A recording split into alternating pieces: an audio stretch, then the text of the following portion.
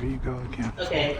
Now the serpent was more subtle than any beast of the field, which the Lord God had made. And he said unto the woman, yet hath God said, ye shall not eat of every tree of the garden. That's And what. the woman said unto the serpent, ye may eat of the fruit of the trees in the garden, but the fruit of the tree which is in the midst of the garden, God hath said, ye shall not eat of it, neither shall ye touch it, lest ye die. And the serpent said unto the woman, ye shall not surely die. For God doth know that in the day ye eat thereof, then your eyes shall be opened, and ye shall be as gods, knowing good and evil. And when the woman saw that the tree was good for food, and that it was pleasant to the eyes, and a tree to be desired Stop. to make one Something's wrong with wise, his she neck. took of the fruit thereof, and did eat, and gave also unto her husband with her, and he did eat.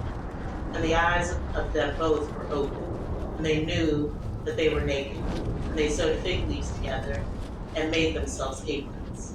And they heard the voice of the Lord walking in the garden in the cool of the day.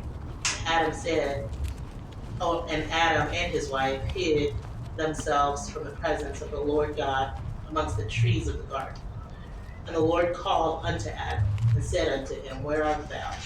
And he said, I heard thy voice in the garden, and I was afraid, because I was naked, and I hid myself.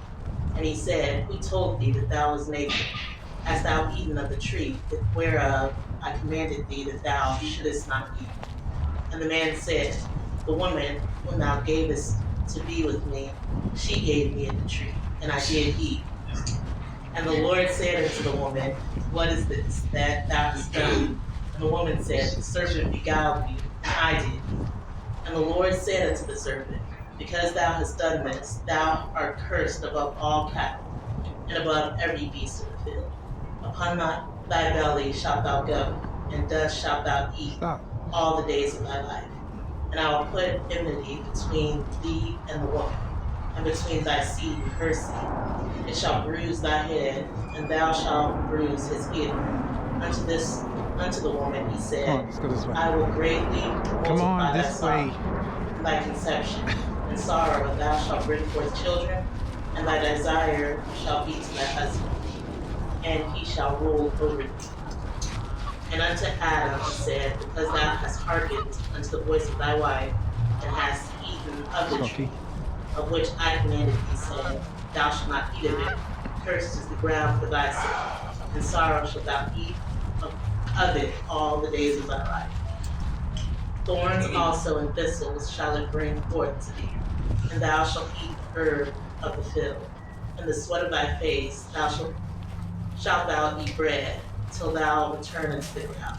For out of it wast thou taken, for dust thou art, and unto dust thou shalt thou return.